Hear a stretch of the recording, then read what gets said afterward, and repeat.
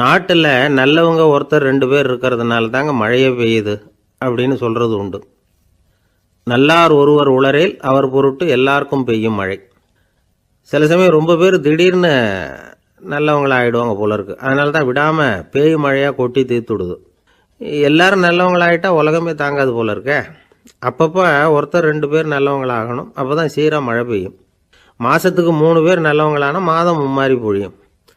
இதெல்லாம் வேடிக்கை பேச்சு. இப்போ இதெல்லாம் ஒரு பக்கம் இருக்கட்டும். இப்போ விஷயத்துக்கு வருவோம். ஒரு கும்பலில் நல்லவன் யார் அப்படிங்கிறத எப்படி கண்டுபிடிக்கிறது? இதுக்கு ஒரு வேடிக்கை கதை உண்டு. என்னுடைய நண்பர் ஒருத்தருக்கு அவங்க பாட்டியம்மா சொன்ன கதையாக அது. அது என்ன கதைன்னா, ஒரு ஊரில் ஒரு சமயம் பலமான மழை பெய்ய ஆரம்பிச்சுட்டு தான். இடி மின்னல் ரொம்ப கடுமையாக இருந்திருக்குது. ஆரம்பித்த மழை வர வர கடுமையாக ஆகிட்டு இருக்குதே தவிர நிற்கிற பாடாக தெரியல. ஊர் ஜனங்கள்லாம் பார்த்தாங்க. இதுக்கு மேலேயும் வீட்டு உள்ளே இருந்தால் ஆபத்துங்கிறத புரிஞ்சுக்கிட்டாங்க. ஏன்னா வீடெல்லாம் இடிஞ்சி விழுந்துருமோங்கிற பயம். உடனே எல்லாரும் புறப்பட்டு ஊருக்கு பொதுவாக இருந்த ஒரு மண்டபத்தில் போய் தங்கிக்கிட்டாங்க. மின்னல் கடுமையாக இருந்தது. இடி எந்த நேரத்துலையும் விழலாம்ங்கிற நிலைமை. எப்போ விழலாம்னு பார்த்துக்கிட்டு இருக்குது. அந்த மண்டபத்தில் இருந்த ஜனங்கள் மனசுக்குள்ளே ஒரு பயம். நம்ம கூட்டத்தில் யாராவது ஒரு கெட்டவன் பாவம் பண்ணவன் இருந்தால் கூட இடி இந்த மண்டபத்தில் விழுந்துரும். அது எல்லாருக்கும் ஆபத்து அப்படின்னு நினச்சாங்க. சரி, இதுக்கு என்ன பண்ணலாம் அப்படின்னு யோசனை பண்ணாங்க. அந்த கூட்டத்தில் ஒரு பெரியவர் இருந்தார். அவர் ஒரு யோசனை சொன்னார். இதை பாருங்கள், அதுக்கு ஒரு வழி இருக்குது. அதோ எதிர்த்தாப்பில் கொஞ்சம் தூரத்தில் ஒரு உயரமாக மரம் ஒன்று இருக்குது பாருங்கள். பொதுவாக இடி சுலபமாக விழறது அது மாதிரி உயரமான மரத்தில் தான். நம்ம கூட்டத்தில் இருக்கிறவங்க எல்லாரும் ஒவ்வொருத்தராக போய் அந்த மரத்தை தொட்டுவிட்டு திரும்பி வந்துடணும். நம்மள பாவம் பண்ணவன் யாரோ அவன் அந்த மரத்தை தொடுற சமயத்தில் இடி விழுந்துடும். அவன் மட்டும் போயிடுவான். மண்டபத்தில் இருக்கிற நாமெல்லாம் பொழைச்சிக்கலாம் அப்படின்னு ஐடியா கொடுத்தார் அந்த பெரியவர். இது நல்ல யோசனையாக பட்டது. எல்லாரும் ஒத்துக்கிட்டாங்க. ஒவ்வொருத்தராக போய் அந்த மரத்தை தொட்டுவிட்டு திரும்பி வந்தாங்க. இடி எதுவும் விழலை. இன்னமும் பாவம் பண்ண ஆசாமி அதை போய் தொடலை போல இருக்கு அப்படின்னு நினச்சிக்கிட்டாங்க. ஒவ்வொருத்தராக போகிறாங்க. எல்லாரும் போய் தொட்டுவிட்டு வந்தாச்சு. இன்னும் ஒரே ஒரு ஆசாமி தான் பாக்கி. கடைசியாக இருந்த அந்த ஆள் பயந்துட்டான். இது வரைக்கும் இடி விழலைன்னா இப்போ என்ன அர்த்தம்? இப்போ நாம தான் பாக்கி, நாம தான் தப்பு பண்ண ஆள் போல இருக்கு அப்படின்னு நினச்சிட்டான். அதனால் துணிச்சலாக போய் தொடுறதுக்கு பயந்தான். தயங்கிக்கிட்டே இருந்தான். இருந்தாலும் மற்றவங்கள்லாம் சும்மா இருப்பாங்களா? கட்டாயப்படுத்தி கழுத்தை பிடிச்சி தள்ளாத குறையா அவனை தள்ளி விட்டாங்க. போய் தொட்டுட்டு வாடான்னு. அவன் நடுங்கிட்டே போய் அந்த மரத்தை தொட்டான். அதே வினாடி ஒரு பயங்கரமான மின்னல் இடி விழுந்துட்டுது. எங்கே விழுந்தது தெரியுமா? அந்த ஆள் மேலே இல்லை, மண்டபத்தில் விழுந்தது. மண்டபத்தில் இருந்தவங்க பூரா காலி. அந்த ஒரு ஆள் மட்டும் பொழைச்சிக்கிட்டான். இந்த ஒரு ஆளை காப்பாற்றுறதுக்காக தான் இடி மண்டபத்தில் விழாமல் இருந்திருக்குது. இதுதான் கதை. அதனால் நல்லவங்க எப்படியும் தப்பிச்சுக்குவாங்க அப்படிங்கிறது ஒரு நீதி. ஒருத்தன் அப்படி தான் தெருவில் நடந்து போய்கிட்டு இருந்தான். ரொம்ப நல்லவன். எதிரில் ஒருத்தன் சைக்கிளில் வந்துக்கிட்டு இருந்தான். அதில் மோதி இவன் கீழே விழுந்துட்டான். சைக்கிள்காரன் உடனே இறங்கி இவனை தூக்கி விட்டான். இவன் எழுந்திரிச்சு அவனை முறைச்சி பார்த்தான். அப்படி பார்க்காதீங்க சார், நீங்கள் ரொம்ப புண்ணியம் பண்ணியிருக்கீங்க, அதுதான் இப்போ சைக்கிளில் மோதிக்கிட்டீங்க அப்படின்றான். என்ன அப்படி சொல்கிறேன் நான்? இவன் 10 நிமிஷத்துக்கு முன்னாடி நான் லாரி ஓட்டிகிட்டு வந்தேன், அப்போ நீங்கள் எதிரில் வந்திருந்தீங்கன்னா என்ன ஆயிருக்கும் அப்படின்னானா அவன். ஒரு பெரிய தத்துவ சிந்தனையாளர் இருந்தார், சுவாங்சு அப்படின்னு பேர். அவருடைய மனைவி ஒரு நாள் திடீர்னு காலமாயிட்டாங்க. ஐயோ பாவம், அவர் ரொம்ப வருத்தப்படுவார், போய் ஆறுதலாக 4 வார்த்தை பேசிவிட்டு வரலாம் அப்படின்னு நினச்சிக்கிட்டு நிறைய பேர் அவரை தேடிட்டு வந்தாங்களாம். வந்தவங்களுக்கு ஆச்சரியம். ஏன்னா இவர் வருத்தப்பட்டுக்கிட்டு இருப்பார் அப்படின்னு தானே எதிர்பார்த்தாங்க. அப்படி இல்லை, தாளம் போட்டுக்கிட்டு உட்காந்துருக்கிறார். தாளத்துக்கு தகுந்த மாதிரி பாட்டு வேற பாடிக்கிட்டு இருக்கிறார். என்ன மனுஷன் அவர், கொஞ்சம் கூட கவலை இல்லாமல் இப்படி இருக்கிறாரு அப்படின்னு நினச்சாங்க. ஒருத்தர் துணிஞ்சு அவர்கிட்ட கேட்டுவிட்டார், என்னங்க இது இப்படி அப்படின்னு. அதுக்கு அவர் என்ன சொன்னார் தெரியுமா? இதை பாருங்க, என்னுடைய மனைவி பிறக்கிறதுக்கு முன்னாடி அவளுக்கு உயிரும் கிடையாது, உடலும் கிடையாது. அதுக்கு பிறகு தான் உயிர் வந்தது, உடல் வந்தது, அந்த உருவம் வந்தது. இப்போ என்ன ஆச்சு? அந்த உருவமும் உயிரும் போயிட்டுது, அவ்வளவுதானே. வந்தது போயிட்டுது. இளவேனில் காலம், இலையுதிர் காலம், பனிக்காலம், இப்படி பருவங்கள் மாறி மாறி வருது இல்லையா? அது மாதிரி பிறப்பும் இறப்பும் மாறி மாறி வருது. இது இயற்கை. இதுக்காக அழுதா அது எப்படி அப்படின்னாராம். ஞான தெளிவு அடைஞ்சவங்களுக்கு எல்லாமே சுகம்தான். திருவள்ளுவரும் அதை தான் சொல்கிறார். உறங்குவது போலும் சாக்காடு, உறங்கி விழிப்பது போலும் பிறப்பு. தூங்கிறதுக்கெல்லாம் நாம் வருத்தப்பட்டுக்கிட்ட இருக்கிறோமா? இன்றைக்கி தூங்க வேண்டியிருக்குதே, இன்னும் கொஞ்சம் நேரத்தில் நான் தூங்க வேண்டியிருக்கு அப்படின்னு சொல்லி யாராவது அழுதுகிட்டு இருப்பாங்களா? அதனால் இந்த உலக வாழ்க்கையினுடைய இயல்பை யதார்த்தத்தை நாம் தெளிவாக புரிஞ்சுக்கணும். அப்படி புரிஞ்சுக்கிட்டால் நாம் கவலை இல்லாமல் வாழ முடியும். ஒரு வயசான தாத்தா பாட்டி 60 வருஷத்துக்கு முன்னாடி அவங்களுக்கு கல்யாணம் ஆச்சு, ஒன்றாவே வாழ்ந்தாங்க, ஒன்றாவே இறந்து போனாங்க. இப்போ அவங்க 2 பேரும் சொர்க்கத்துக்கு போய் சேர்ந்தாங்க. அங்கே எல்லா வசதியும் இருந்தது. ஒரு பெரிய பங்களாவே இவங்களுக்கு ஒதுக்கி கொடுத்தாங்களாம். இதுக்கு எவ்வளவு வாடகைன்னு கேட்டார் தாத்தா. வாடகையெல்லாம் கிடையாது, இலவசம் அப்படின்னார் அங்கே இருந்தவர். அந்த வீட்டுக்கு பின்னாடி ஒரு பெரிய புல்வெளி இருந்தது. இதில் விளையாட ஏதாவது கட்டணம் உண்டான்னு கேட்டிருக்கார் தாத்தா.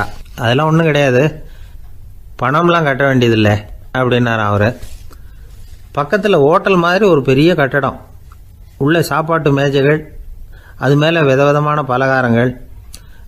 சாப்பாட்டுக்கெல்லாம் எவ்வளவு அப்படின்னு விசாரிச்சாராம் தாத்தா. அதுதான் சொன்னேனே, இங்கே எல்லாமே இலவசம்தான், எது வேணும்னாலும் சாப்பிட்லாம், எவ்வளவு வேணும்னாலும் சாப்பிட்லாம் அப்படின்னாரா.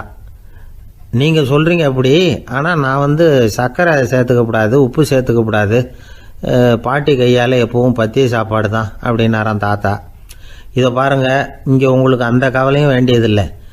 இங்கே நீங்கள் ஸ்வீட்டு சாப்பிட்லாம், காரம் சாப்பிட்லாம், உங்களுக்கு எந்த நோயும் வராது அப்படின்னாராம் அங்கே சொர்க்கத்தில் இருந்தவர்.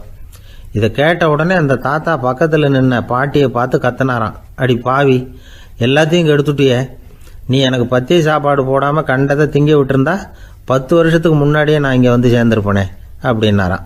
ஒரு காட்டில் ஒரு முனிவர் இருந்தார். ஒரு நாள் அவரை தேடிட்டு 4 பேர் வந்தாங்க. சுவாமி, எங்களுக்கு ரொம்ப நாளாக ஒரு சந்தேகம்னாங்க. என்னன்னு கேட்டார். இந்த உலகத்தில் எவ்வளவோ காரியங்கள் நடக்குது, எது நியாயம் எது அநியாயம் அப்படின்னு புரிஞ்சிக்க முடியலன்னாங்க. அது யாராலையும் புரிஞ்சிக்க முடியாதுன்னார் முனிவர். வந்தவங்களுக்கு ஆச்சரியமாக போச்சு, ஒரு மாதிரியாக பார்த்தாங்க. இதை முனிவர் கவனிச்சார். சரி புறப்படுங்க என்னோடன்னார். எங்கன்னு கேட்டாங்க. இப்போ உங்கள் 4 பேரையும் ஒரு புஷ்பக விமானத்தில் அழைச்சிட்டு போகிறேன். இந்த உலகத்தில் சர்வசாதாரணமாக நடக்கக்கூடிய ஒரு காட்சியை உங்களுக்கு காட்ட போகிறேன். நீங்கள் பார்க்க போகிற அந்த காட்சி நியாயமா அநியாயமா அப்படிங்கிறத என்கிட்ட சொல்லணும். நீங்கள் சரியான பதில் சொன்னால் புஷ்பக விமானத்தில் தொடர்ந்து பிரயாணம் பண்ணலாம். தவறான பதில் சொன்னால் இந்த புஷ்பக விமானம் உங்களை கீழே தள்ளி விட்டுரும் அப்படின்னார். 4 பேருக்கும் பயம்தான், இருந்தாலும் முனிவர் கூப்பிடுறாரு அப்படின்னு சொல்லி புறப்பட்டாங்க. அவங்க எல்லாரும் புறப்பட்டு ஒரு காட்டு வழியாக போய்கிட்டு இருக்கிறாங்க புஷ்பக விமானத்தில். அங்கே நடக்கிற ஒரு காட்சியை காட்டுறார் முனிவர். அதோ அங்கே பாருங்கன்னார். அந்த விமானத்தில் இருந்தபடியே எல்லாரும் கீழே குனிஞ்சு பார்க்குறாங்க. அங்கே ஒரு தாய் புலி அப்போ தான் குட்டி போட்டிருக்கு. குட்டிகளை ஈன்ற உடனே பசிக்கு இறை தேடி அந்த பக்கமாக வருது. அதே நேரம் ஒரு தாய் மான், அதுவும் அப்போ தான் குட்டி போட்டிருக்கு. அதுவும் இதே மாதிரி குட்டிகளை ஈன்ற உடனே பசிக்கு இறை தேடி அந்த பக்கமாக வருது.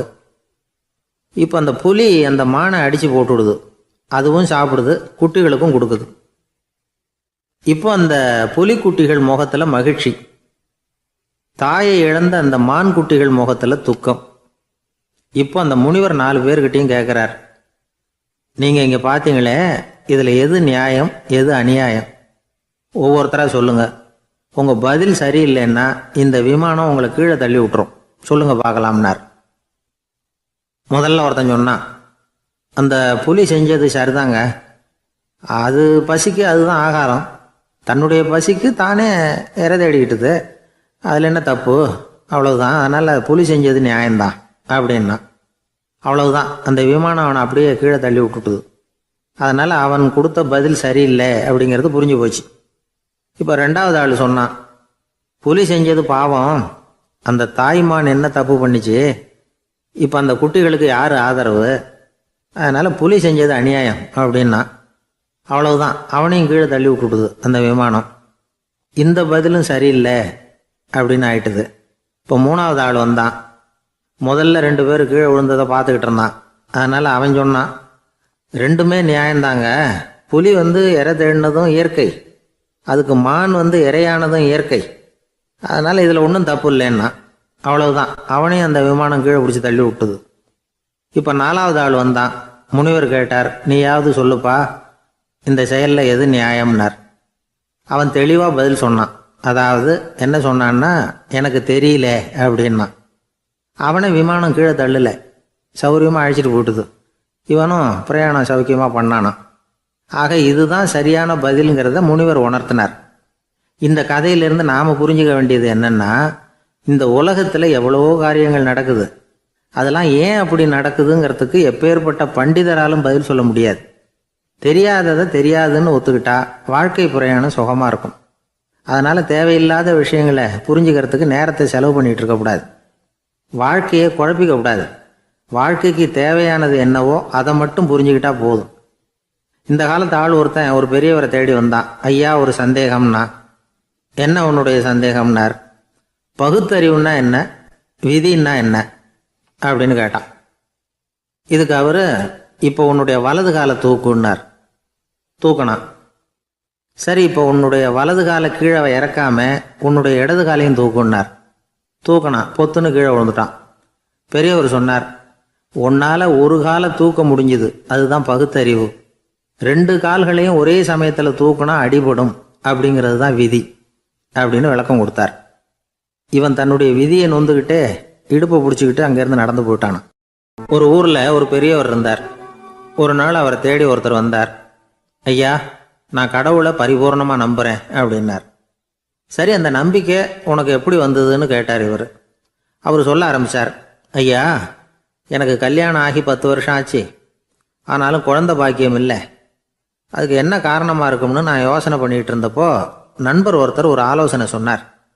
உனக்கு மதப்பற்று இல்லை, எந்த கடவுளையுமே நம்ப மாட்டேங்கிற, அதுதான் காரணம்.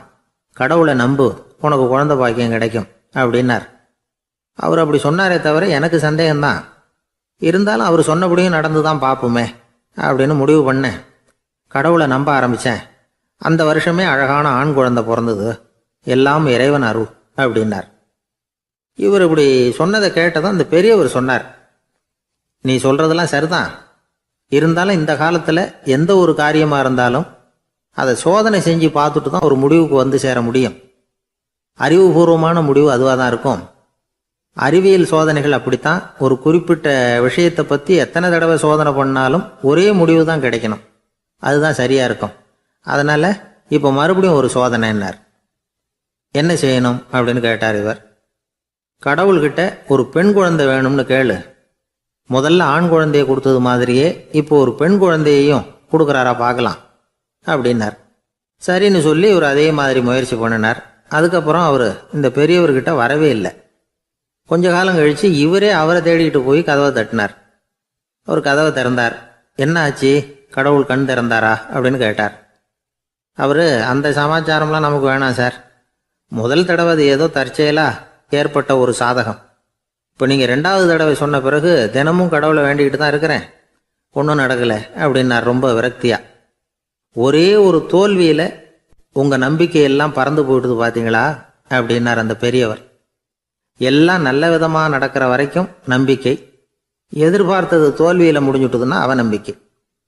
மற்றவர்கள் பேரில் வைக்கிற நம்பிக்கை எந்த நேரத்திலையும் விவகாரமாகி விடக்கூடிய சாத்தியம் உண்டு. நாம் நம்பிக்கை வைக்க வேண்டியது நம்மகிட்ட தான். நமக்குள்ளே இருக்கிறார் கடவுள். எனவே நம்ம பேரில் நாம் வைக்கிற நம்பிக்கை தான் உண்மையான கடவுள் பக்தி. நிபந்தனையற்ற நம்பிக்கையாக அது இருக்கணும். எல்லாம் நல்லபடியாக நடந்துக்கிட்டு இருந்தால் எந்த முட்டாளுக்கும் நம்பிக்கை வரத்தான் செய்யும் அப்படிங்கிறது ஒரு பெரியவர் கருத்து. தியானத்தின் மூலமாக தான் உனக்குள்ள ஆழமாக தோண்டுனா உன்னுடைய அடி ஆழத்தில் நம்பிக்கை வந்து அப்படி ஊற்றெடுக்கும், அதை பார்க்க முடியும் அப்படிங்கிறது பெரியவர்கள் சிந்தனை. ஒரு குழந்தை அப்பாவை பார்த்து என்னப்பா பண்ணுறேன்னு கேட்டுதான். பிரார்த்தனை பண்ணிகிட்டு இருக்கிறேன்னாராம் அப்பா. பிரார்த்தனை பண்ணுனா என்ன கிடைக்கும் அப்படின்னு கேட்டுதான் குழந்தை. எல்லாம் கிடைக்கும் அப்படின்னாராம் அப்பா.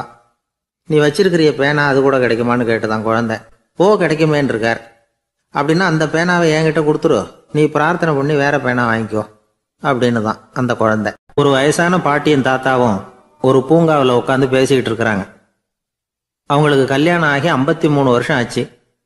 பிள்ளைங்கள்லாம் படித்து பெரிய பெரிய வேலையில் இருக்கிறாங்க. பேரன் பேத்திகளும் நல்ல நிலைமையில் இருக்கிறாங்க. இந்த தாத்தாவும் பாட்டியும் சிரித்து பேசிக்கிட்டு இருந்ததை ஒரு பெரியவர் பார்த்தார். அவருக்கு ஆச்சரியமாக இருந்தது.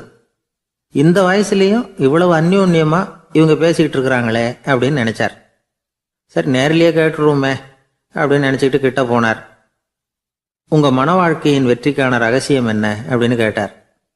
இதை கேட்டதும் அந்த தாத்தா சிரிச்சுக்கிட்டே பாட்டியை பார்த்தாராம்.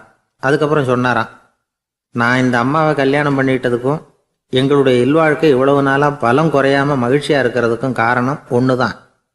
அது என்ன காரணம்னா, எங்களுக்கு இடையில பொதுவாக நிறைய குறைகள் உண்டு, அதுதான் காரணம் அப்படின்னாராம்.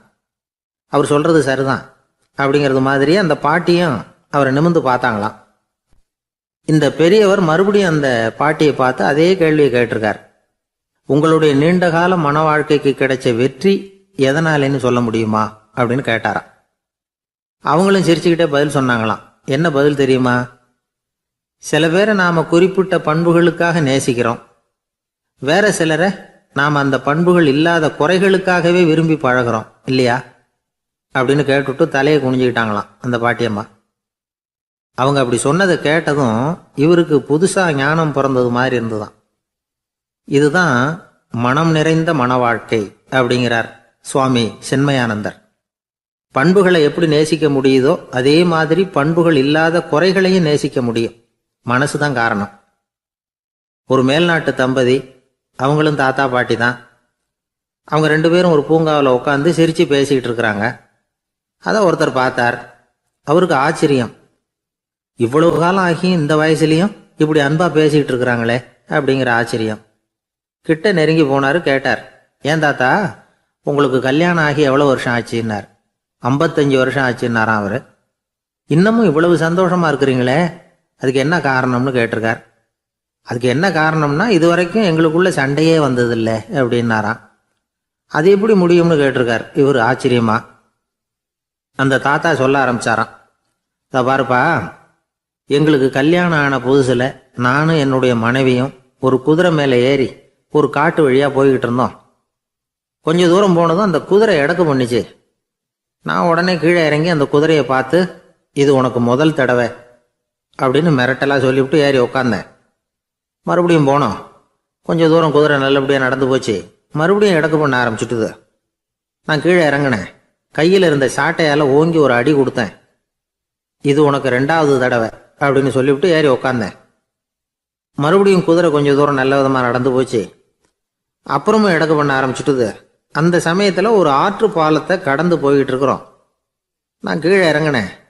என்னுடைய மனைவியையும் கீழே இறங்க சொன்னேன். அந்த குதிரையை பிடிச்சி அப்படியே ஆற்றுல தள்ளி விட்டுட்டேன். தள்ளி விட்டுட்டு, இது உனக்கு கடைசி தடவை அப்படின்னு சொன்னேன். அதை பார்த்ததும் என் மனைவி பதறி போயிட்டாங்க. போய், ஐயோ பாவம், என்ன இப்படி பண்ணிவிட்டீங்க, உங்களுக்கு மனசில் கொஞ்சம் கூட இறக்கமே இல்லையா அப்படின்னாங்க. நான் மெதுவா இவங்க பக்கம் திரும்பி, இது உனக்கு முதல் தடவை அப்படின்னேன். அவ்வளவுதான். அன்னையிலேருந்து இன்னைய வரைக்கும் ஒரு நாள் கூட எங்களுக்குள்ள சண்டையே வந்ததில்லை அப்படின்னு விளக்கம் கொடுத்தார் அந்த தாத்தா. கடற்கரை ஓரமா ஒரு பெரியவர் கையால மணலை கீறிக்கிட்டே உட்காந்துருக்கிறார். என்னத்தையும் தேடிட்டு இருக்கிறது மாதிரி தெரிஞ்சுது. மெதுவா கிட்டத்துல போய், என்னத்தை தேடிட்டு இருக்கிறீங்க அப்படின்னு கேட்டோம். அவரு சாவகாசமா நிமிர்ந்து பார்த்து, நிம்மதியை தேடிட்டு இருக்கிறேன்னார். நாங்க ஒரு மாதிரி ஆயிட்டோம். இருந்தாலும் சமாளிச்சுக்கிட்டு, சார், மணல்ல கிழிஞ்சல் தான் கிடைக்கும், நிம்மதி கிடைக்காது அப்படின்னோம். சரி, இன்னைக்கு வசமா நம்ம கிட்ட ஒரு ஆள் மாட்டிக்கிட்டார் அப்படின்னு நினைச்சு அவர் பக்கமா போய் உட்காந்துக்கிட்டு கதை சொல்ல ஆரம்பிச்சிட்டோம். ஒரு பெரிய மன்னர் இருந்தார். அவருக்கு எல்லா வசதியும் இருந்தது. இருந்தாலும் ஒரே ஒரு குறை. அது என்னன்னா, நிம்மதி இல்லைங்கிற குறை. அரண்மனையில தினமும் கலை நிகழ்ச்சி, நாட்டியம் எல்லாம் நடந்துகிட்டு தான் இருந்தது. இருந்தாலும் நிம்மதி இல்லை. சரி, நிம்மதி எங்க கிடைக்கும் அப்படின்னு தேட ஆரம்பிச்சார். உடனே அதுக்கான முயற்சிகள்ல தீவிரமா இறங்கினார். நாட்டில் உள்ள தத்துவ மேதைகளை எல்லாம் கூப்பிட்டுட்டு வர சொன்னார். எல்லாரும் சேர்ந்தாங்க. அவங்கள பார்த்து, நிம்மதி எங்க இருக்குது அப்படின்னு விசாரிச்சார். அவங்களுக்கு அது தெரிஞ்சா ஏன் இப்படி ராஜா முன்னாடி நின்றுட்டு இருக்க போறாங்க? ராஜாவோட கேள்விக்கு ஒவ்வொருத்தரும் ஒவ்வொரு மாதிரி விளக்கம் கொடுக்க ஆரம்பிச்சிட்டாங்க. எந்த பதிலும் ராஜாவுக்கு திருப்தி அளிக்கக்கூடிய அளவுக்கு இல்லை. சரி, போயிட்டு வாங்கன்னு சொல்லி அவங்களெல்லாம் அனுப்பி வச்சுட்டார். ஒரு நாள் அவர் மாளிகையில உப்பருகையில நின்றுட்டு இருக்கிறார். அந்த சமயத்துல தெருவில் ஒரு பிச்சைக்காரன் ரொம்ப உல்லாசமா பாட்டு பாடிக்கிட்டே போயிட்டு இருக்கிறான். குரல்ல ஒரு சந்தோஷம், நடையில ஒரு மிடுக்கு. அவங்ககிட்ட கொஞ்சம் கூட கவலை இருக்கிறதா தெரியல. உடனே ராஜா அதை பார்த்தார். ஏவலாளிகளை கைதட்டி கூப்பிட்டார். உடனே ஓடி போய் அந்த பிச்சைக்காரனை இங்க அழைச்சிட்டு வாங்கன்னு உத்தரவு போட்டார். இவங்க உடனே ஓடி போய் அவனை கூப்பிட்டாங்க. அரண்மனைக்கு வாழ்ந்தாங்க. அவன் வரல. அரண்மனைக்கு உள்ள அடி எடுத்து வைக்க மாட்டேன்னு சொல்லிவிட்டான். ராஜா கிட்ட விஷயத்தை சொன்னாங்க. அவருக்கு ரொம்ப ஆச்சரியம், இப்படி ஒரு ஆள் இருக்கிறானா அப்படின்னு. சரி, அவன் என்னதான் சொல்றான் அப்படின்னு விசாரிச்சார். இவங்க மறுபடியும் தெருவுக்கு போய் கேட்டாங்க. என்ன பார்க்கணும்னா, ராஜா விருப்பப்பட்டாருன்னா அவரை வேணும்னா இங்க வர சொல்லுங்க அப்படின்னு சொல்லிவிட்டான். அதை ராஜா கிட்ட சொன்னாங்க. அவருக்கு கோபம் வரல. இவ்வளவு சுதந்திர உணர்வோடு இருக்கிறவன் சாதாரண ஆளா இருக்க முடியாது அப்படின்னு நினைச்சார். உடனே கிடுகிடுன்னு இறங்கி தெருவுக்கு வந்தார். பிச்சைக்காரங்கிட்ட போனார். நீ கவலைப்படாம சந்தோஷமா பாடிட்டு போறியே, அது எப்படி முடியுது உன்னால அப்படின்னு கேட்டார். ஏன் அப்படி கேக்குறீங்கன்னு அவன், அதுக்கு இல்ல, எனக்கு அரண்மனையில எவ்வளவோ சுகபோகங்கள்லாம் இருக்கு, இருந்தாலும் நிம்மதி இல்ல, இது ஏன்னு எனக்கு தெரியல. இந்த தேசத்துல உள்ள அறிஞர்களை எல்லாம் கூப்பிட்டு கேட்டு பார்த்துட்டேன், அவங்களுக்கும் தெரியல. உன்னை கேட்டா தெரியும்னு நினைச்சேன், அதனாலதான் சந்திக்கிறதுக்கு ஆசைப்பட்டேன், ஆனா நீ வரமாட்டேன்னுட்டியே அப்படின்னார். பிச்சைக்காரன் கடகடன்னு சிரிக்க ஆரம்பிச்சுட்டான். மகிழ்ச்சிக்கும் உங்களுக்கும் தடையா இருக்கிறது இந்த மாளிகை தான். இதை விட்டுட்டு வெளியில வந்துட்டா நிம்மதி தேடிட்டு வந்துரும்னா. நான் அரசன், எனக்குன்னு கடமைகள் இருக்கு, அதையெல்லாம் விட்டுட்டு எப்படி வர முடியும்னார் ராஜா. ரெண்டும் ஒரே நேரத்துல கிடைக்கணுங்கிறது முடியாத காரியம். உங்க சுகபோகத்துக்கு விலையாதான் உங்க நிம்மதியை கொடுத்துக்கிட்டு இருக்கிறீங்க. என்ன பாருங்க, என்கிட்ட எதுவும் இல்ல, அதனால எதுவும் போயிடுமோங்கிற பயமும் இல்ல, நிம்மதியா இருக்கிறேன் அப்படின்னா அவன். ராஜா உடனே சந்தோஷப்பட்டு தன்னுடைய மேலங்கியை எடுத்து அவனுக்கு பரிசா கொடுத்தாராம். அவன் சிரிச்சுக்கிட்டே அதை வாங்க மாட்டேன்னு விட்டானான். இதை நீங்க எனக்கு கொடுக்கறதுனால எந்த பயனும் இல்ல, அதே நேரத்துல அதை வாங்கிட்டேன்னா அடுத்த வினாடியிலிருந்து அதை எப்படி காப்பாத்துறதுங்கிற கவலை எனக்கு வந்து சேர்ந்துடும், அப்புறம் தூக்கம் வராது, நிம்மதி போயிடும் அப்படின்னானா. சொல்லிவிட்டு அவன் பாட்டுக்கு சந்தோஷமா பாடிட்டே போயிட்டான். நிம்மதி எங்க இருக்குங்கிறதையும் ராஜா தெரிஞ்சுக்கிட்டார். அந்த இடத்துக்கு தன்னால போக முடியாதுங்கிறதையும் அவர் புரிஞ்சுக்கிட்டார். இப்படி இந்த கதைய அந்த கடற்கரையில மணலை கீறிக்கிட்டே உட்கார்ந்துருந்தார அந்த பெரியவர்கிட்ட சொல்லி முடிச்சோம். அவர் முகத்துல ஒரு தெளிவு தெரிஞ்சது. எங்களை நிமிர்ந்து பார்த்தார். ரொம்ப நன்றிங்க, இப்ப எனக்கு தெரிஞ்சு போச்சு, நிம்மதி வேணும்னா அதுக்கு என்ன பண்ணணும்னு இப்ப நல்லா புரிஞ்சுக்கிட்டேன் அப்படின்னார். என்ன புரிஞ்சுக்கிட்டீங்கன்னு கேட்டோம். இனிமே இந்த பக்கம் வந்தா உங்க கண்ணுல படாத இடமா பார்த்து உட்காரணும்னு புரிஞ்சுக்கிட்டேன் அப்படின்னார். ஒரு ஊர்ல ஒரு ஆள் இருந்தான், தையல் கடை வச்சிருந்தான். அவங்கிட்ட ஒருத்தன் ஒரு சட்டை துணி எடுத்து கொடுத்து தைக்க சொல்லியிருந்தான். வர்ற சனிக்கிழமை வா, வந்து வாங்கிட்டு போ அப்படின்னு அவன் சொல்லியிருந்தான். அதே மாதிரி இவன் வந்தான். அவன் தச்சு வச்சிருந்த சட்டையை கொடுத்தான். இவன் வாங்கி அங்கேயே போட்டு பார்த்தான். கை நீளம் ஒண்ணுக்கு ஒண்ணு வித்தியாசமா இருந்தது. வலது கை இடது பக்கத்தை விட நீளம் குறைச்சலா இருந்தது. அவன் முணுமுணுக்க ஆரம்பிச்சுட்டான், என்ன இது இப்படி தைச்சுட்டியேன்னு. இதுக்கு அவன் சொன்னான், ஐயோ இதுக்காகவா சங்கடப்படுறீங்க, வலது கையை மட்டும் கொஞ்சம் உள்ள இழுத்தாப்புல வச்சுக்கிட்டீங்கன்னா சரியா போகுது, மற்றபடி அந்த சட்டையில உள்ள கலை அம்சத்தை கவனிங்க, எவ்வளவு அற்புதமா தச்சிருக்கேன் பாருங்க, ஒரு சின்ன குறைய இப்படி எல்லாம் பொருட்படுத்த வேண்டியதில்லை, நான் சொன்னது மாதிரி கையை கொஞ்சம் உள்ள இழுத்தது மாதிரி வச்சுக்கிட்டு நடந்து போங்க, ஜோரா இருக்கும் அப்படின்னா. அவனும் யோசிச்சு பார்த்தான். சரியான யோசனையா தான் தோணுச்சு. கொஞ்சம் முயற்சி பண்ணி வலது கையை கொஞ்சம் உள்ள இழுத்து சட்டை சரியா இருக்கிறது மாதிரி பண்ணிட்டான். இப்போ மறுபடியும் ஒரு பிரச்சனை.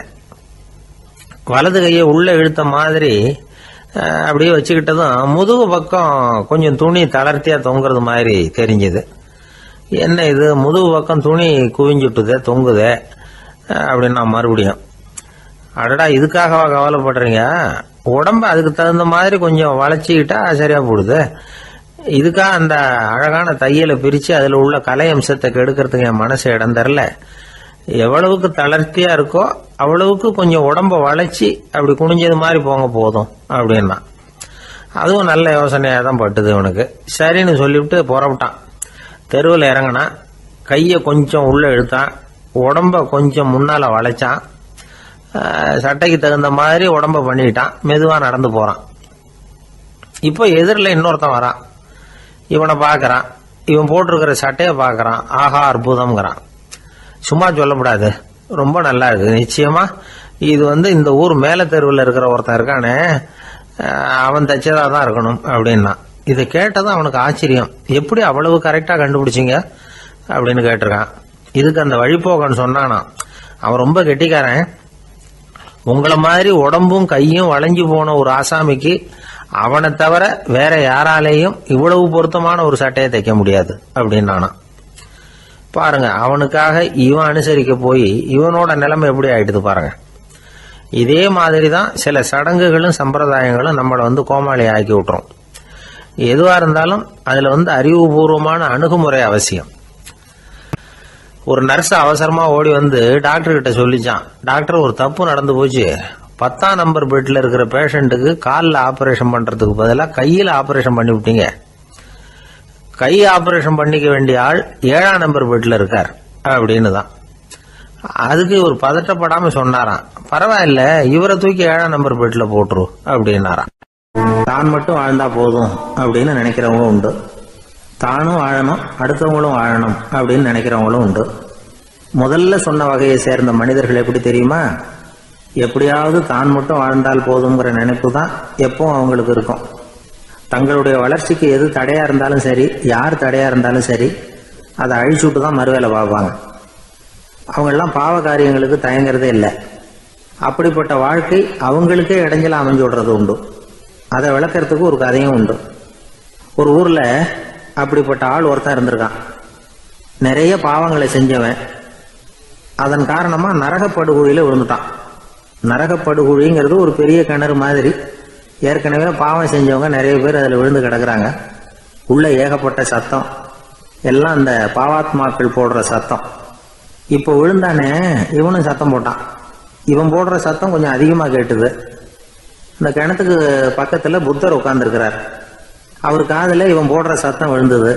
உடனே அந்த கிணத்தடிக்கு போனார். குனிஞ்சு பார்த்தார். சாமி, என்னை காப்பாத்துங்க அப்படின்னு கத்தனா இவன். புத்தர் அவனை கொஞ்சம் கவனிச்சு பார்த்தார். மனித சமுதாயத்துக்கு அவன் என்னென்ன கெடுதல் பண்ணியிருக்கிறாங்கிற விவரம்லாம் அவர் மனக்கண்ணில் தெரிஞ்சது. அவருக்கு எல்லாம் புரிஞ்சு போச்சு. இருந்தாலும் அவனை காப்பாத்துறதுக்கு ஏதாவது வழி உண்டா அப்படின்னு யோசிச்சார். அவன் தன்னுடைய வாழ்நாளில் ஏதாவது நல்லது செஞ்சிருக்கானா அப்படின்னு பார்த்தார். ஒரே ஒரு சமயம் அவன் தன்னுடைய காலடியில மிதிபட இருந்த சிலந்தியை மிதிக்காமல் தாண்டி போயிருக்கிறான். இந்த ஒரு காரியத்துக்காக அவனை கரையேற்ற முடியுமா அப்படின்னு நினைச்சார். அவ்வளவுதான். உடனே அவர் கையில ஒரு சிலந்தி வந்து உட்கார்ந்துதான். அதுகிட்ட இருந்து நூல் இழை வெளிவர ஆரம்பிச்சது. அந்த நூல் இழை கிணற்று ஆழம் வரைக்கும் அப்படியே நீண்டுகிட்டே போச்சான். புத்தர் பார்த்தார். இந்த நூலை பிடிச்சிக்கிட்டு மேலே ஏறி வா அப்படின்னார். என்னங்க சொல்றீங்க? இந்த சிலந்தி நூல் என்ன தாங்குமான்னு கத்தனான். எல்லாம் தாங்கும், அதை பிடிச்சிக்கிட்டு ஏறி வா அப்படின்னார். சந்தேகத்தோடவே அவன் அந்த நூல் இழைய பிடிச்சி இழுத்து பார்த்தா ரொம்ப வலுவா இருந்தது. அவனுக்கு ஆச்சரியம். அதை பிடிச்சிக்கிட்டே மெதுவாக மேலே ஏறி வர ஆரம்பிச்சிட்டான்.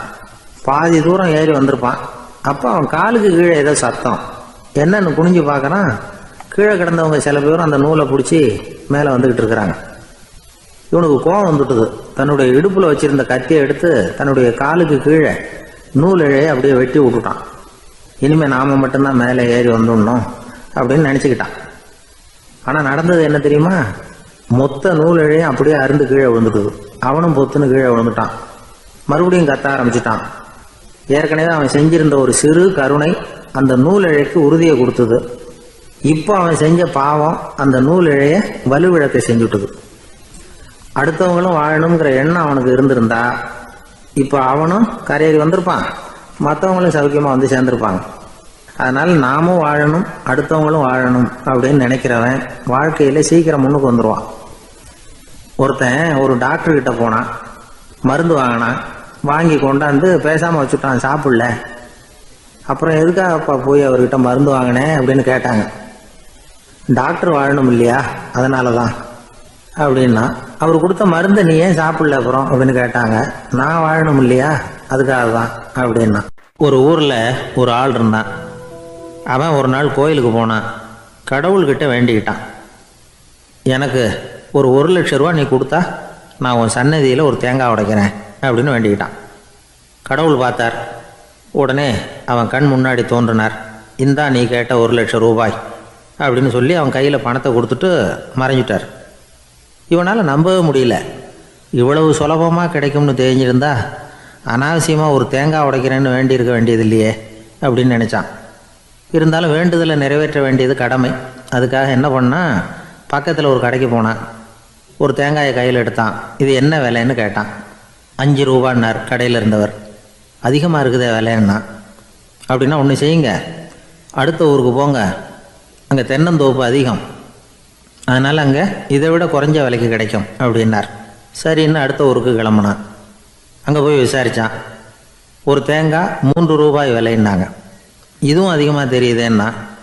அப்படின்னா ஒன்று செய்ய, அதோ அந்த ஆற்று ஓரமாக ஒரு தென்னை மரம் இருக்கு பார், அதில் நீயே ஏறி பறிச்சுக்கோ, ஒரு தேங்காய்க்கு 1 ரூபா கொடுத்தா போதும் அப்படின்னார் அந்த தோப்புக்கு சொந்தக்காரரு. இவனுக்கு மரம் ஏற தெரியாது. இருந்தாலும் ஆசை யாரை விட்டுது, விலை சல்லிசாக இருக்குதே. ஆற்று ஓரம் போனால் தட்டு தடுமாறி அந்த மரத்தில் ஏறினா. அந்த தென்னை மரம் வளைஞ்சி ஆற்று பக்கம் போய் அப்புறம் நிமிர்ந்து இருந்தது. அதாவது மரத்தின் உச்சி சரியாக ஆற்றுக்கு நடுவில் இருந்தது. ஆற்றுல வெள்ளம் கரபுரண்டு ஓடிக்கிட்டு இருக்கு. இவன் கடவுள் கொடுத்த 1,00,000 ரூபாயை மடியில் வச்சு இறுக்கி கட்டிக்கிட்டான். உச்சிக்கு போய் காய் பறிக்கிற சமயத்தில் காற்றும் மழையும் பலமாக கலந்து அடிக்க ஆரம்பிச்சுட்டுது. கால் வழுக்கி விட்டுட்டுது. இவன் சடார்னு ஒரு தென்னை மட்டையை பிடிச்சிக்கிட்டு தொங்க ஆரம்பிச்சிட்டான். கீழே பயங்கரமான வெள்ளம். மடியில் 1,00,000 ரூபா பணம். என்ன செய்கிறதுன்னு தவிக்கிறான். இந்த சமயம் கரையில் ஒரு யானை பாகன் யானையை குளிப்பாட்டிக்கிட்டு இருக்கிறான். அது அவன் கண்ணில் பட்டது. ஐயா ஒரு உதவின்னு கத்துனான். அவன் என்ன செய்யணும்னு கேட்டான். உன் யானையை மெதுவாக இங்கே அழைச்சிட்டு வா, எனக்கு நேராக கீழே நிறுத்து, என் காலை பிடிச்சி மெதுவாக கீழே இறக்கி விட்டுரு, என் மடியில் இருக்கிற பணத்தில் உனக்கு 10,000 ரூபா தரேன் அப்படின்னா. அவன் பார்த்தான். காலை கையை பிடிச்சா கூட எவனும் இந்த காலத்தில் 10 ரூபாய்க்கு மேலே தரமாட்டேங்கிறான். இவன் காலை பிடிச்சா 10,000 தர்றேங்கிறான் அப்படின்னு யோசனை பண்ணான். உடனே யானையை கொண்டுட்டு போனான். அவனுக்கு நேராக கீழே நிறுத்தினான். அவன் காலை பிடிச்சான். அவ்வளவுதான். அந்த நேரம் பார்த்து யானை மெதுவாக நடந்து அப்பால் போட்டுது. இப்போ யானை பாகன் அவன் காலை கெட்டியாக பிடிச்சிக்கிட்டு தொங்குறான். பரிதாபமாக மேலே பார்க்குறான். அவன் மட்டையை பிடிச்சிக்கிட்டு தொங்குறான். இப்போ யானை பாகன் சொல்கிறான், தம்பி மட்டையை விட்டுறாத, கெட்டியாக பிடிச்சிக்கோ, நான் உனக்கு 10,000 ரூபா தரேன், இதோ மடியில் தான் வச்சுருக்கேன்னா. மேலே தொங்குறவனுக்கு இந்த நிலைமையிலேயும் ஒரு சந்தோஷம், மேற்கொண்டு ஒரு 10,000 ரூபா நமக்கு கிடைக்கும் போல இருக்கே அப்படின்னு. இந்த சமயத்தில் ஒருத்தன் ஒட்டகத்தை ஓட்டிகிட்டு வந்தான் அந்த பக்கமாக குளிப்பாட்டுறதுக்கு. யானை பாகம் பார்த்துட்டான். ஐயா ஒட்டகக்காரரே, அதை இங்கே கொண்டுட்டு வா, எங்கள் காலை பிடிச்சி பத்திரமா இறக்கி விடு, நாங்கள் பணம் கொடுக்குறோம்னா. அவனும் பணத்துக்கு ஆசைப்பட்டு வந்தான். அவன் காலை பிடிக்கிற சமயம் ஒட்டகமும் நழுவி போட்டுது. இப்போ 3 பேருமே வரிசையாக தொங்குறாங்க. ஒட்டகக்காரன் கத்துறான், தம்பி மட்டையை விட்டுறாத, கெட்டியாக பிடிச்சிக்கோ, நான் என் மடியில் இருக்கிற 5,000 உனக்கு தந்துடுறேன்னா. மேலே தொங்குறவனுக்கு இன்னமும் சந்தோஷம், இவனும் பணம் தர்றேங்கிறான் அப்படின்னா இன்றைக்கி நமக்கு மொத்த பண வரவு எவ்வளவு அப்படின்னு ஒவ்வொன்றா கூட்டி பார்க்க ஆரம்பித்தான். மனக்கணக்கு சரியாக வரல. அதனால் அப்படியே விரலை விட்டு எண்ண ஆரம்பித்தான். அவ்வளவுதான். மட்டையை விட்டுட்டு கை நழுவி வந்துட்டுது. 3 பேரும் பொத்துன்னு ஆற்றுல விழுந்தாங்க. படாத பாடுபட்டு தட்டு தடுமாறி கரைக்கு வந்து சேர்ந்தாங்க. 3 பேர் மடியில் இருந்த பணமும் ஆற்றோட போட்டுது. பேராசை பெருநஷ்டம் அப்படின்னு ஒரு பழமொழி இருக்குல்ல, அதை விளக்கறதுக்காக சொல்லப்பட்ட கதை இது. இந்த காலத்தில் ஒருத்தர் ஒரு நீச்சல் குளத்தில் நீச்சல் அடிச்சுக்கிட்டு இருக்கிறார். காவலுக்கு இருந்தவர் அதை கவனிச்சுட்டார். கரையிலேருந்து சத்தம் போட்டாராம், இதோ பாருங்க, இங்கே ராத்திரி 8 மணிக்கு மேலே நீச்சல் அடிக்கிறது சட்டப்படி குற்றம், அதுக்கு அனுமதி கிடையாது, தெரியாதா உங்களுக்கு அப்படின்னாராம். இதுக்கு அவர், ஐயையோ நான் நீச்சல் அடிக்க வந்தவன் இல்லைங்க, சும்மா சுற்றி பார்க்க வந்தவன், தடுமாறி குளத்தில் விழுந்துட்டேன், நீச்சல் தெரியாது, அதனால் தத்தளிச்சுக்கிட்டு இருக்கிறேன் அப்படின்னு கத்துனாராம். கரையில் இருந்தவர் பார்த்தார். ஓ அப்படின்னா சரி, அதுக்கு ஒன்றும் தடையில்லை அப்படின்னு சொல்லிவிட்டு அவர் பாட்டுக்கு நடந்து போயிட்டாராம். அசோக மன்னர் வந்துகிட்டு இருக்கார். அவருடைய ஆலோசகர்கள் எல்லாம் பக்கத்தில் வந்துகிட்டு இருக்கிறாங்க. அந்த சமயத்தில் எதிரில் ஒரு புத்த பிக்ஷு வர்றார். அசோகர் பார்க்கிறார். ஓடி போய் அவர் காலில் விழுந்து வணங்குறார். அசோக மன்னரின் தலை அந்த புத்த துறவியின் பாதத்தில் பட்டுக்கிட்டு இருக்கு. பக்கத்தில் நின்றுகிட்டு இருந்த அமைச்சருக்கு இது ரொம்ப சங்கடமா போச்சு. ரொம்ப வருத்தப்பட்டார். நம்ம அசோக சக்கரவர்த்தி எப்பேற்பட்டவர், அவரோட தலை ஒரு சன்னியாசியின் பாதத்தில் படுறதா அப்படின்னு நினைச்சு ரொம்ப கவலைப்பட்டார். அரண்மனைக்கு திரும்பினதும் அமைச்சர் மெதுவாக ஆரம்பிச்சார். அரசே, எனக்கு ரொம்ப வருத்தமா இருக்குது அப்படின்னார். எதுக்குன்னார் மன்னர். அசோக சக்கரவர்த்தியின் தலை, அதாவது அந்த சிரம், ரொம்ப மதிப்புமிக்க ஒன்று, அது ஒரு சன்னியாசியின் காலில் படலாமா அப்படின்னார். அசோகர் பதில் சொல்லல, சிரிச்சார், போயிட்டார். அதுக்கப்புறம் ஒரு சரியான சந்தர்ப்பத்துக்காக காத்துக்கிட்டு இருந்தார். ஒரு நாள் அமைச்சரை கூப்பிட்டார். எனக்கு 3 தலைகள் வேணும் அப்படின்னார். சொல்லுங்க, கொண்டுகிட்டு வரேன் அப்படின்னார் அமைச்சர். அசோகர் சொன்னார், முதல்ல எனக்கு தேவையானது ஒரு ஆட்டின் தலை, 2வது ஒரு புலியின் தலை, 3வது ஒரு மனிதனின் தலை. இதுதான் அசோகர் கேட்டது. எங்க இருந்தாலும் கொண்டு வாங்கன்னார். அமைச்சர் புறப்பட்டார். ஆட்டுத்தலை புலித்தலை கிடைச்சிட்டுது. அப்புறமா ஒரு சுடுகாட்டுக்கு போய் ஒரு மனித தலையும் சேகரம் பண்ணிட்டு ராஜா கிட்ட வந்துட்டார். அரசே, உங்கள் ஆணைப்படி 3 தலைகளையும் கொண்டு வந்திருக்கிறேன்னார். அசோகர் பார்த்தார். ரொம்ப நல்லது, இப்ப இது 3ஐயும் எடுத்துக்கிட்டு போய் சந்தையில வித்துட்டு வாங்க அப்படின்னார். அமைச்சர் அதுகளை எடுத்துக்கிட்டு சந்தைக்கு போனார். முதல்ல ஆட்டுத்தலை நல்ல விலைக்கு வித்து போச்சு. நல்ல விலை கொடுத்து வாங்கிட்டு போட்டாங்க. அடுத்தபடியா புலி தலைய ஒருத்தர் வாங்கிட்டார். அதை பாடம் பண்ணி வீட்டில் மாட்டி வைக்கலாமே அப்படின்னு நினைச்சு அதையும் வாங்கிட்டு போட்டார். மனித தலையை மட்டும் வாங்கறதுக்கு யாரும் முன் வரல. எல்லாரும் அதை பார்த்துட்டு விலகி போக ஆரம்பிச்சாங்க. அமைச்சர் திரும்பி வந்தார். அரசே, இந்த தலையை மட்டும் யாரும் வாங்க மாட்டேங்கிறாங்க அப்படின்னார். சரி, பரவாயில்ல, இதை இலவசமாவே எனாமாவே யாருக்கிட்டையாவது கொடுத்துட்டு வந்துருங்க அப்படின்னார். அமைச்சர் மறுபடியும் சந்தைக்கு போனார். இதை இலவசமா தரேன், இதை வாங்கிக்கோங்க அப்படின்னார். அப்பவும் அதை யாரும் வாங்கிக்கிறதுக்கு தயாரா இல்லை. மறுபடியும் திரும்பி மன்னர்கிட்ட விவரத்தை சொன்னார். இப்போ மன்னர் சொல்றார், அமைச்சரே, உயிர் இருக்கிற வரைக்கும் தான் இந்த தலைக்கு மதிப்பு. ஜீவன் போனதுக்கு அப்புறம் அதோட மதிப்பும் போயிடுது. அதனால மதிப்பு இருக்கும் பொழுதே பெரியவர்கள் பாதம் பணிந்து அந்த புனிதத்தை பெற்றுக்கொள்ளணும் அப்படின்னார். பணிவுங்கிறது வேற, அடிமைத்தனம்ங்கிறது வேற. பெரியவர்களை பணிவது நமக்கு பெருமை தரக்கூடிய விஷயம். இதை மனசுல வச்சுக்கிட்டு எப்போ காலில் விழணும், எப்போ காலில் விழக்கூடாது அப்படிங்கிறத முடிவு பண்ணிக்கணும். ஒரு சாதாரண ஆள் நடந்து வந்துகிட்டு இருந்தார். எதிரில் ஒரு பெரிய மனுஷன் ஓடி போய் அவர் காலில் விழுந்து தன்னுடைய தலையை அவர் பாதத்தில் கொண்டு போய் வச்சார்.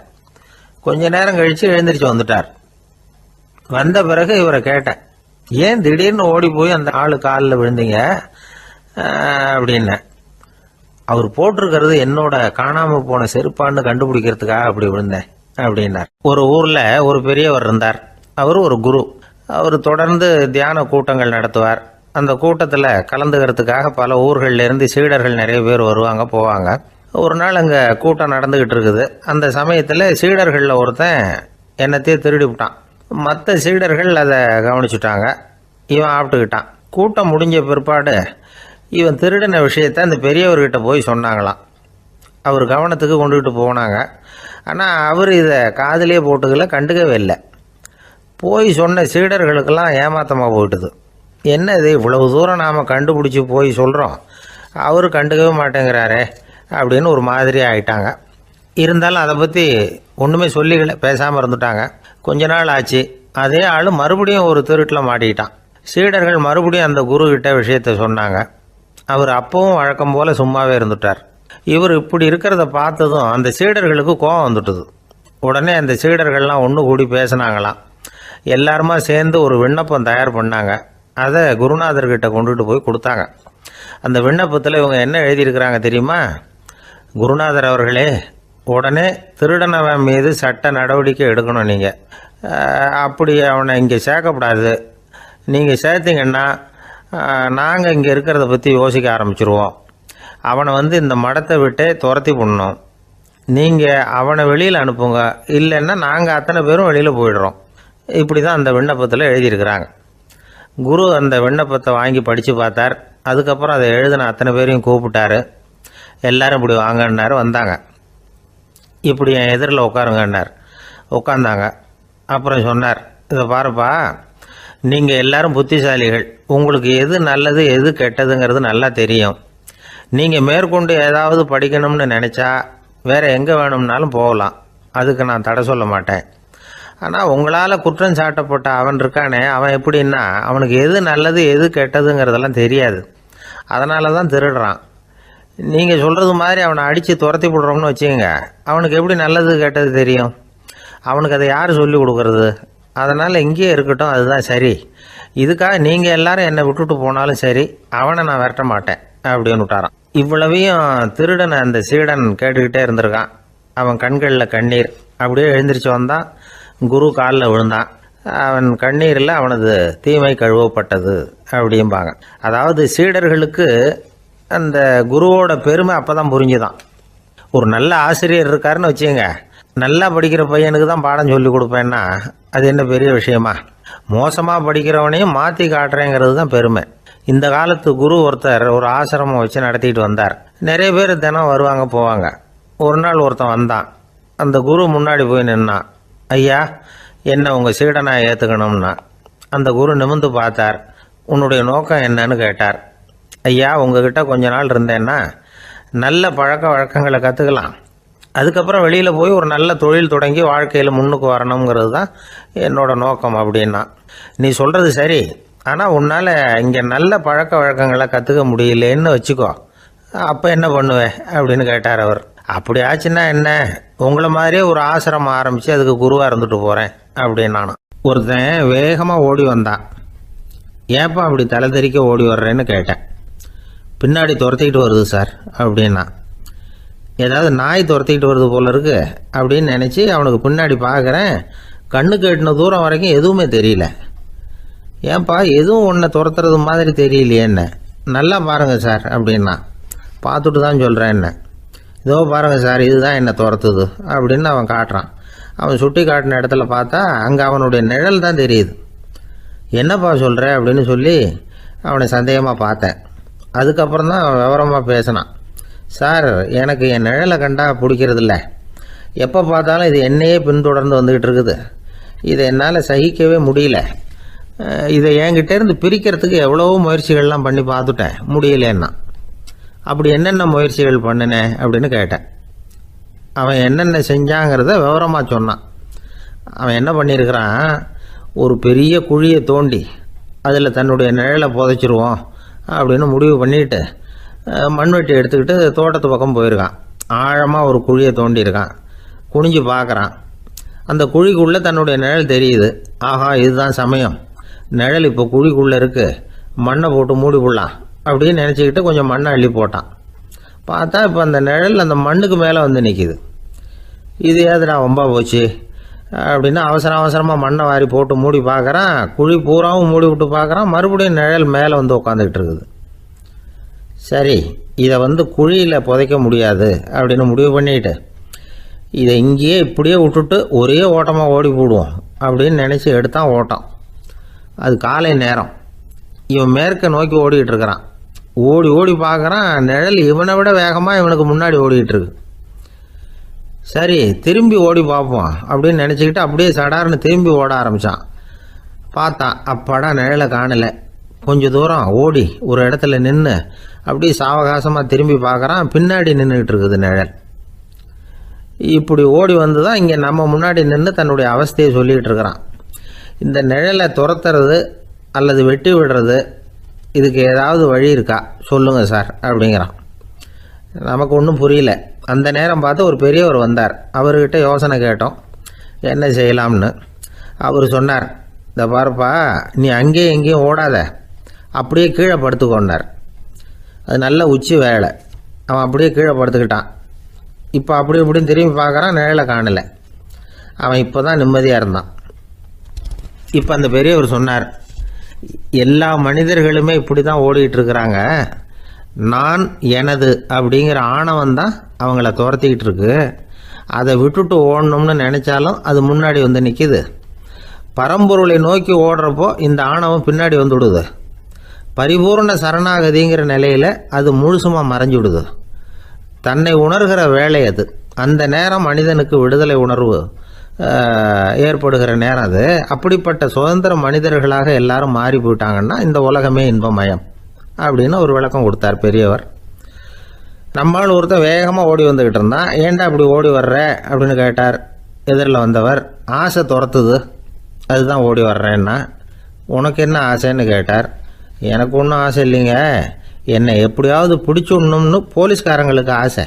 அந்த ஆசை இப்போ என்னை துரத்தி பின்னாடி வந்துக்கிட்டு இருக்குது. அதுதான் தப்பிச்சு வந்துக்கிட்டு இருக்கிறேன். குறுக்க நிற்காதீங்க சார், வழியை விடுங்க அப்படின்னு சொல்லிவிட்டு வேகமாக ஓடி மறைஞ்சான்.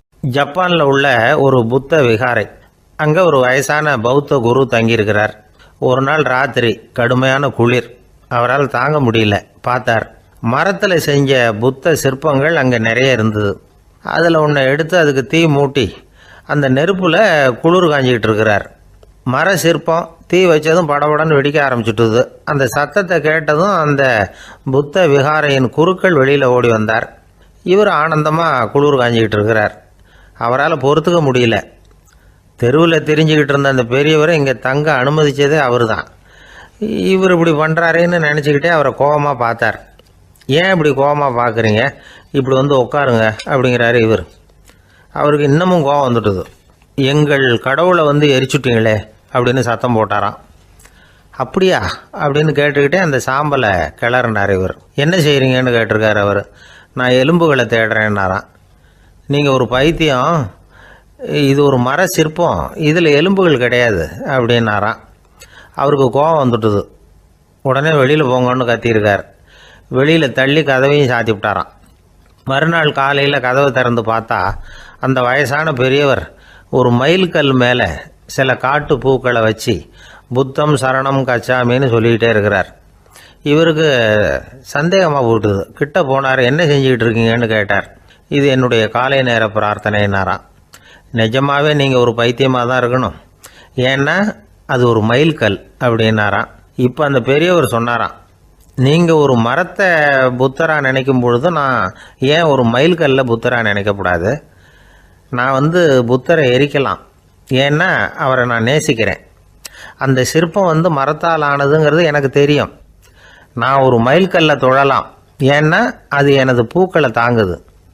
நான் இந்த மைல்கல்லுக்குள்ளே மறைஞ்சிருக்கிற புத்தரை பார்க்குறேன். யாராவது ஒரு சிற்பி இதை சிலையாக்கினாதான் நீங்கள் புத்தரை பார்க்க முடியும். அன்னைக்கு ரொம்ப குளிராக இருந்தது. நான் எனக்குள்ளே இருக்கிற புத்தரையும் பாதுகாக்கணும். உள்ளே இருக்கிற புத்தரை காப்பாற்றுறதுக்காக வெளியில் உள்ள புத்தரை எரிக்கலாம், அதில் ஒன்றும் தப்பு இல்லை. அது அவருடைய போதனையிலேயே இருக்குது.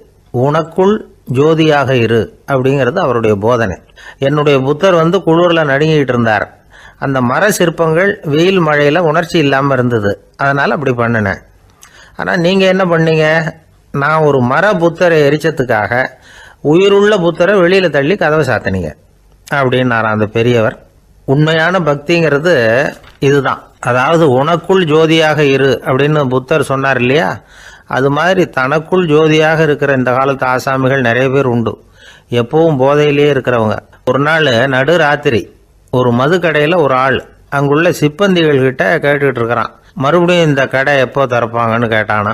நாளைக்கு காலையில் 8 மணிக்கு திறப்பாங்க அப்படின்னு நானா அங்கே இருந்த ஆள். அவன் திருப்பி திருப்பி அதையே கேட்டுக்கிட்டு இருக்கான். இவனுக்கு பதில் சொல்லி சொல்லி அழுத்து போச்சு. அதான் சொல்கிறேன் ஐயா, நாளைக்கு காலையில் வா அப்படின்னாங்களாம். அதுக்கு இவன், நான் வர்றதுக்காக கேட்கலையா, நேத்திக்கு வந்தவன் உள்ளேயே மாட்டிக்கிட்டேன், வெளியில் போகிறதுக்காக கேட்டேன் அப்படின்னு நானும். ஒரு ஏரி ஓரமாக 2 பசங்க நடந்து போய்கிட்டு இருக்கிறாங்க. அதில் ஒருத்தன் பணக்கார வீட்டு பையன், இன்னொருத்தன் ஏழை. இவங்க 2 பேரும் போய்கிட்டு இருக்கிறாங்க. வழியில் ஒரு இடத்துல ஒரு ஜோடி செருப்பு இவங்க கண்ணில் படுது. ஒரு விவசாயி அந்த செருப்பை அங்கே விட்டுட்டு பக்கத்தில் இருந்த ஏரியில் கை காலை கழுவிட்டு இருக்கிறார். உடனே அந்த பணக்கார பையனுக்கு ஒரு ஐடியா. அவன் சொன்னானா, டேய், இப்போ ஒரு வேடிக்கை செய்யலாம். அந்த செருப்பு 2ஐயும் தூக்கி எட்டத்தில் வீசி எரிஞ்சிருவோம். அந்த ஆள் பார்த்துட்டு செருப்பை தேடி அல்லாடுவான், அங்கேயும் இங்கேயும் ஓடுவான், திரு திருன்னு முழிப்பான். அதை பார்த்து நாம் ரசிக்கலாம், நல்ல தமாஷா இருக்கும் அப்படின்னு இருக்கான். இப்படி சொல்லிவிட்டு அந்த செருப்புகளை தூக்கத்துக்கு போனானா. கொஞ்சம் பொறு அப்படின்னானா அந்த ஏழை பையன். ஏன்னு கேட்டிருக்கான் அவன். இப்போ அந்த ஏழை பையன் சொன்னானா, நீ சொல்கிறது ஒன்றும் வேடிக்கை கிடையாது. உன்னோட செருப்பு தொலைஞ்சா உன் அப்பா உடனே உனக்கு வேறு செருப்பு வாங்கி கொடுத்துருவார். ஆனால் அந்த ஆளுக்கு இந்த செருப்பு தொலைஞ்சதுன்னா வேறு புதுசாக வாங்கிறதுக்கு வாயையும் வயத்தையும் கட்டி பணத்தை சேர்க்க வேண்டியிருக்கும். அதனால் நான் ஒரு வேடிக்கை சொல்கிறேன், அது மாதிரி செய், அது இன்னமும் தமாஷா இருக்கும் அப்படின்னு நானா. எப்படி அது சொல்லுன்னு இருக்கான் அவன். செருப்பு 2ம் அது இருக்கிற இடத்துலையே இருக்கட்டும். உன் சட்டை பையிலிருந்து ஒரே ஒரு ரூபா நாணயத்தை எடு.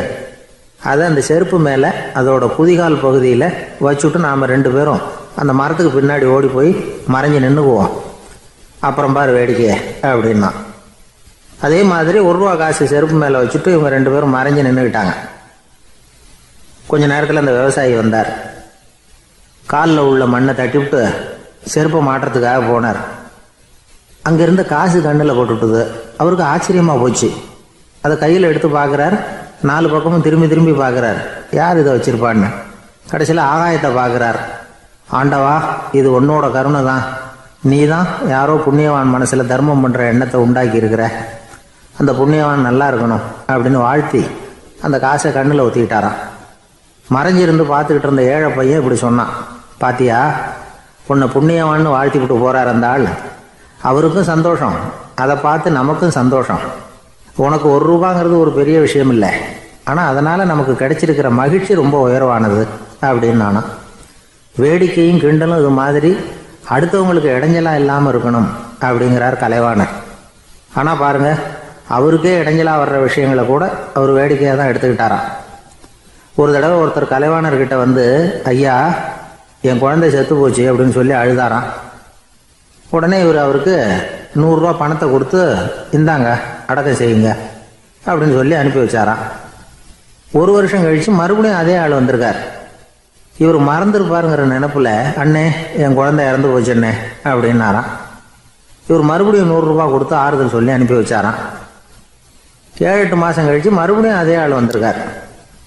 அவர் வாயை திறக்கிறதுக்கு முன்னாடியே இவர் 100 ரூபாய் அவர் கையில வச்சு, போன 2 தடவை தான் குழந்தை செத்து போச்சு, இந்த தடவையாவது அதை சாகாம காப்பாத்தி விடு அப்படின்னு சொல்லி அனுப்பி வச்சாராம்.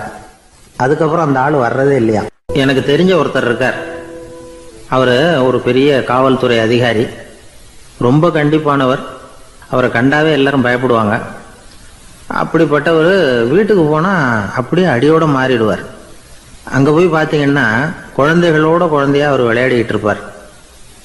அலுவலக சமயத்தில் பார்த்தீங்கன்னா குதிரை முதுகில் அவர் உட்காந்துருப்பார். வீட்டில் பார்த்தீங்கன்னா அவர் முதுகில் குழந்தை உட்காந்துருக்கும். அவர் குதிரை மாதிரி போயிட்டு இருப்பார். இது எப்படிங்க முடியுது உங்களால் அப்படின்னு கேட்டாங்க. அது ஒன்றும் இல்லை, இங்கே வீட்டுக்கு வந்த உடனே என்னோட மனசை தனியாக எடுத்து வச்சிருவேன் அப்படின்னார். அது என்னங்க உங்கள் சட்டப்பையிலையா இருக்குது மனசு, அது தனியாக எடுத்து வைக்கிறதுக்கு அப்படின்னு கேட்டாங்க.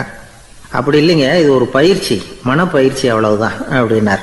இப்படி சமயம் பார்த்து மனசை தனியாக வச்சுவிட தெரிஞ்சவங்க வாழ்க்கையில் எப்பவும் உற்சாகமாக இருப்பாங்க அப்படிங்கிறது பெரியவங்க கருத்து. ஒரு டாக்டர் ஆஸ்பத்திரியில் இருக்கிற வரைக்கும் டாக்டராக இருக்கலாம். அவர் மனைவிகிட்டையும் அவர் டாக்டராக இருக்க வேண்டிய அவசியம் இல்லை. ஒரு வக்கீல் கோர்ட்டில் இருக்கிற வரைக்கும் வக்கீலாக இருக்கலாம். வீட்டுக்கு வந்ததுக்கு அப்புறமும் வக்கீலாக இருக்க வேண்டிய அவசியம் கிடையாது. வீட்டில் குழந்தைகள்கிட்ட விளையாடும் பொழுதும் அதுகள்கிட்ட ஃபீஸு கேட்டுக்கிட்டு இருக்கக்கூடாது. நாம் எப்படி இருக்கணும்னு பெரியவங்க சொல்கிறாங்கன்னா, மனசோட சேரக்கூடாதான். அப்படி சேராமல் வாழ்க்கையை கவனிக்கணுமா. மனசை அப்படியே தனியாக எடுத்து பக்கத்தில் வச்சுடணும். அப்படின்னா அதை அப்படியே தூக்கி எறிஞ்சுடு அப்படின்னு அர்த்தம் இல்லை. ஏன்னா மனசுங்கிறது நமக்கு உபயோகப்படக்கூடிய ஒன்று தான். எப்போ அது தேவையோ அப்பப்போ எடுத்து உபயோகப்படுத்திக்கணும். தேவைப்படுறப்போ எடுத்து கண்ணாடியை மாட்டிக்கிறோம்ல, படிக்கும் பொழுது கண்ணாடி தேவைப்படுது, எடுத்து மாட்டிக்கிறோம் இல்லையா. அது மாதிரி கணக்கு போடுறதுக்கு மனசு தேவை. கடைக்கு போய் ஒரு பொருள் வாங்குகிறோம், காசு கொடுக்குறோம், மீதி சில்லறை சரியாக இருக்கா அப்படின்னு எண்ணி பார்த்து வாங்க வேண்டியிருக்கு. அந்த சமயத்தில் மனசை எடுத்து தனியாக வச்சுட்டேன் அப்படின்னு சொல்லிட்டு இருக்கக்கூடாது. பரீட்சைக்கு படிக்க வேண்டியிருக்குது, படித்ததையெல்லாம் அப்படியே நினைவில் வச்சுக்க வேண்டியிருக்கு. அந்த சமயத்தில் மனசை தூக்கி எறிஞ்சுட்டேன் சார் அப்படின்னு சொல்லிட்டு இருக்கக்கூடாது.